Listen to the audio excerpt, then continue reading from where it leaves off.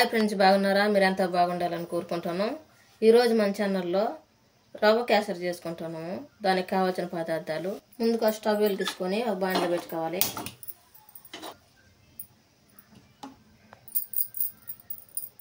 దాంట్లో 1.5 స్పూను నెయ్యి వేసుకుంటున్నాము.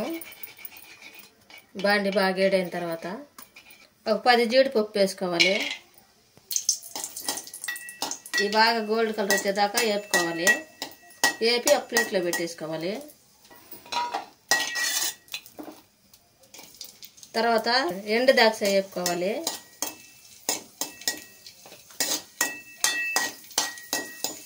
ఇవి కూడా ఈ ప్లేట్లోకి తీసి పెట్టుకోవాలి.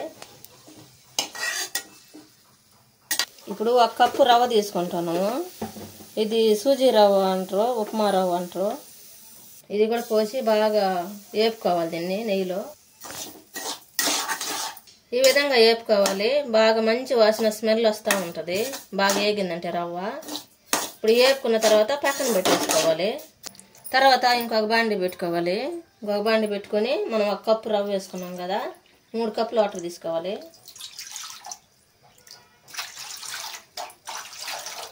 మూడు కప్పులు వాటర్ తీసుకున్నాం. ఇవి బాగా తెరలాలి. ఈ ఎసురు బాగా తెరలుతున్నాయి కదా, బాగా బుడకలు వస్తూ ఉన్నాయి కదా. ఇప్పుడు ఆలుకాయలు దంచేసుకున్నాము.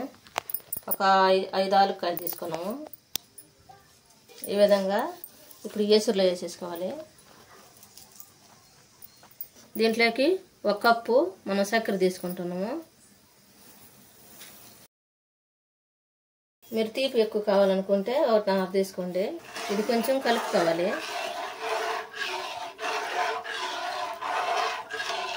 మనం చక్కెర వేసాం కదా, ఇది కరిగిందాక కలుపుకోవాలి. ఇప్పుడు ముందుగా మనం వేపు పెట్టుకున్నాం కదా రవ్వ, అది కూడా పోసి కలిపేసుకోవాలి. చక్కెర బాగా కరిగిన తర్వాత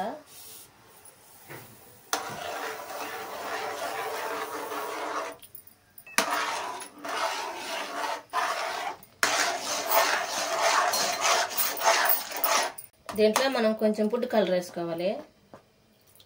నీళ్ళల్లో కలిపి వేసుకోండి, లేకపోతే గడ్డలు గడ్డలుగా ఉంటుంది.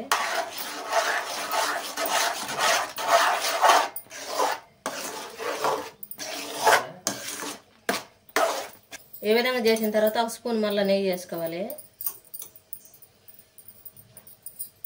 మనం ఉప్మా రవ్వ ఉడికేటప్పుడే ఈ విధంగా నెయ్యి వేసుకోవాలి. ఈ విధంగా బాగా ఉడకాలి. ఉడికిన తర్వాత ఒక బౌల్లోకి తీసేసుకోవాలి. ఒక బౌల్ తీసుకొని దాంట్లో నెయ్యి వేసుకోవాలి కొద్దిగా.